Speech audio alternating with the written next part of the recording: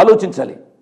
కాబట్టి ఈ పాతాళానికి ఈ పరదేశకు మధ్యలో వారికి జరిగిన సంభాషణను బట్టి ఒక అగాధము ఉన్నట్లుగా మనం గ్రహించాలి.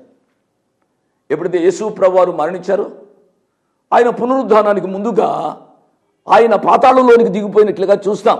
ఎఫెసీయులకు రాసిన పత్రిక 4వ అధ్యాయము 8వ వచనం, అందుచేత ఆయన ఆరోహణమైనప్పుడు చెరను చెరగా పట్టుకుని పోయి మనుషులకు ఈవులను అనుగ్రహించినని చెప్పబడి ఉన్నది.